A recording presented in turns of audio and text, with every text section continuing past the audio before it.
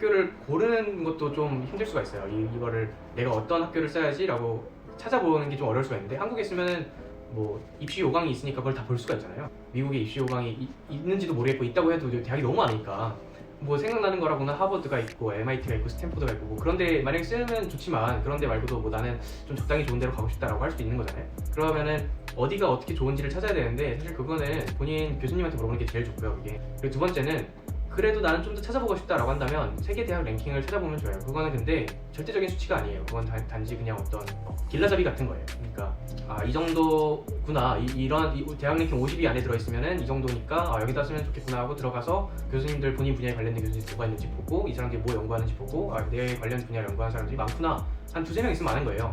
그런 데를 위주로 좀 추려가지고 뭐 본인이랑 스펙을 정량적으로 비교해봤을 때 여기는 실제로 지원이 가능하구나 라는 것도 좀 볼 수가 있겠죠. 본인 학교 교수님과 선택이 좀 있는 경우다 라면은 좀 뭐 먹어도 뭐 하는 게, 추천서는 제가 궁금했던 건데, 추천서를 받는 것이 어떻게 이루어져야 하는가에 대한 질문이 있을 수가 있어요. 무슨 소리냐면 교수님한테 그냥 연구실 찾아가가지고 교수님 저 추천서 써주세요 라고 하면 뭔가 이상하잖아요. 그래서 보통 치분이 좀 있는 교수님이 있으면 얘기를 꺼내기가 쉽죠. 같은 분야이면 분야일 수 있죠. 그리고 사실 교수님들 사이에 어떤 학계의 평판 같은 게 좀 있으니까, 사실 평판이 좋은 교수님을 고르면은 본인한테 유리할 수가 있어요. 예를 들면 평판이 별로 그렇게 좋지 않은 교수님 때문에 추천서에서 걸러지는 경우도 있으니까. 그래서 추천서는 그냥 이메일로 정정하게 부탁드립니다. 저 누구 군데 수업을, 당신이 듣던 수업을 뭘 들었고 어떻게 뭘 했고 뭐 발표를 한 게 있으면 뭐 그런 걸로 부탁을 해도 좋고요.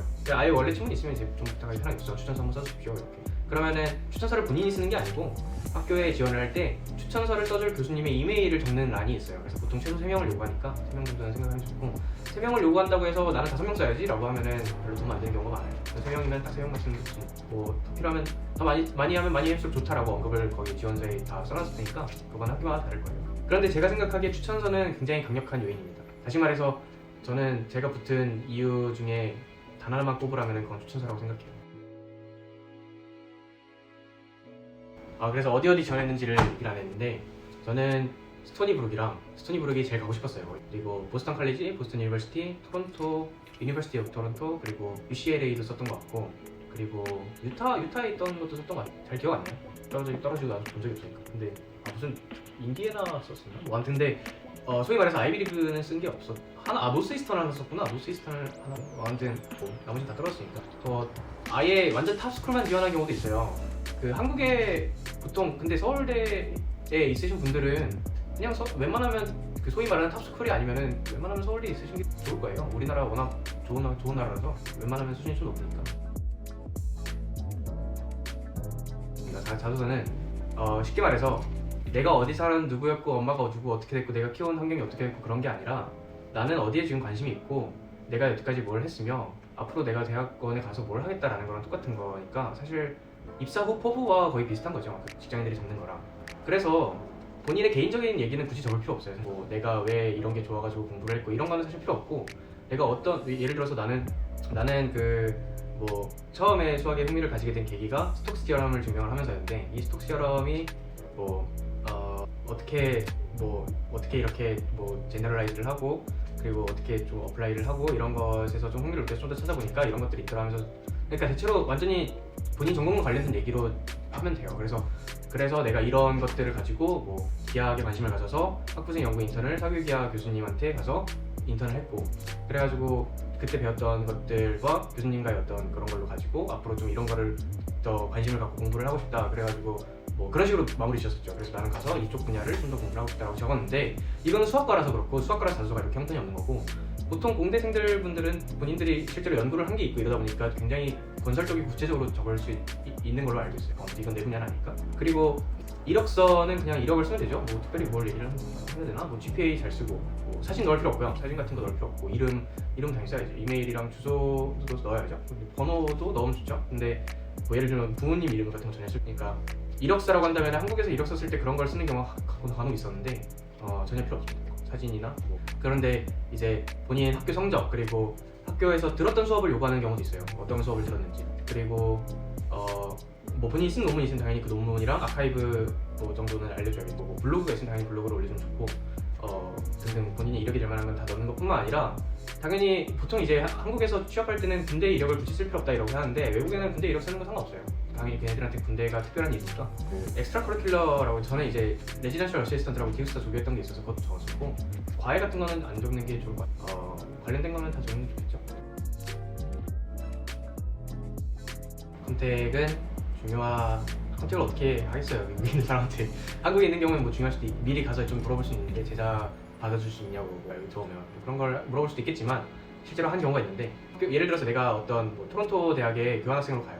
그럼 그 교환학생으로 가가지고 본인이 듣고 싶은 수업을 들을 때 그 수업을 하는 교수님이랑 좀 이렇게 친해져가지고 방학 동안에 뭐 리딩 코스도 같이 하고 그럴 수가 있어요. 그러면 그 교수님이랑 굉장히 친해진 상황에서 그 미국에서 이루어지는 뭔가 이제 부트캠프 같은 것들도 있고 그런 걸 좀 참여할 수도 있게 되는 기회가 생기고 그러면서 이제 여러 교수님을 미리 알게 되고 그 상황에서 대학원을 쓰게 된다면 사실 본인 자체가 본인을 추천할 수 있는 그런 느낌이 되는 거죠.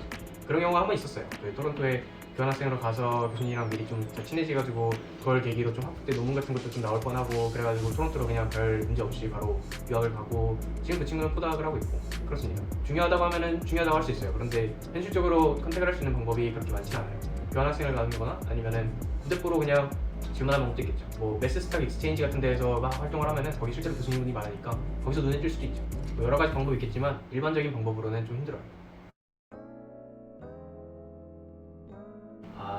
좋은 교수님은 알 수 없습니다. 지금 뭐 최근에 들은 거는 MIT 간 친구는 6개월 동안 2번 미팅했다고 하고 저는 정말 안 어울리는 교수님인 줄 알았는데 일주일에 2번씩 3번씩 미팅해줄 정도 그 가르치는 것에 관심이 많으시고 또 일주일에 한 번씩 미팅을 하면서도 뭔가 배우는 게 없는 것 같다고 느끼는 친구도 있고 좋은 교수님이라는 거는 마치 랜덤으로 소개팅하는 거랑 비슷해요. 이게 이 사람이 나랑 맞을 분야는 결국에는 좀 이제 관심사는 비슷하겠지만 본인 관심사가 과연 5년 동안 유지가 될까라는 것도 질문이 될 수가 있어요. 어떻게 될지 모릅니다. 그래가지고 그냥 뭐랄까 좀 운에 따르는 것 같아요. 만약에 정말 좋은 교수님 만났다 이러면 정말 운이 좋은 거죠. 나쁜 교수님 만났다 이렇다 해도 그걸 운이 없다고 할 수는 없는 것 같아요. 그게 어쩌면은 욕심이 많아서 생기는 일인 걸 수도 있고 본인이 좀 타협을 해야 되는 부분일 수도 있을지는 모르겠지만 확실한 거는 좋은 교수님을 만나는 방법 없는데 좀 이제 살펴볼 거는 그 사람이 어떤 논문을 썼냐 그 사람의 제자들이 어떻게 됐냐 지니얼로지를 보면 어떻게 만약에 그 사람들의 제자들이 전부 다 본인이 원하는 대로 다 됐다 수학과는 보통 교수를 보니까 그 사람의 제자가 교수가 잘 됐다 코닥에 잘 취업을 했다 뭐 그런 것들로 지표를 삼을 수 있어요. 정말 인격적으로 훌륭하지만 그 사람 밑에서 졸업을 하고 나니까 아무것도 안 된다라고 한다면은 그거는 좋은 교수님이 아닐 수가 있죠. 인격적으로는 훌륭할지언정. 그래서 제자들이 졸업하고 나서 뭐 하는지 찾아보는 거는 좋은 방법 중에 하나고요. 그리고 그 제자들에게 직접 물어보는 것도 좋은데 그게 좀 실례일 수가 있으니까 그 정도입니다. 그리고 학부 때 수업 들은 걸로 판단하면 안 돼요. 수학과는 연구실 면접 없습니다. 졸업 후에 나는 아카데미아에 남을 수 있으면 남고 싶어요. 그런데 지금 저는 순수 수학에서 좀 응용적으로 틀었기 때문에 산업체로 갈 수 있는 발판을 조금 마련해놨고 취업이 된다고 하더라도 거기에 만족하고 저는 취업을 해도 괜찮아요. 그리고 일반적으로 수학과는 좀 그렇게 돼요. 순수 수학으로 계속하면서 또는 응용 수학을 하더라도 아카데미아에 있는 경우가 있어요. 그냥 아카데미아에 있으면 대체로 그런 경우에는 포닥을 하고 교수를 하고 또는 포닥을 하고 산업체에 갔다가 교수가 되는 경우도 있어요.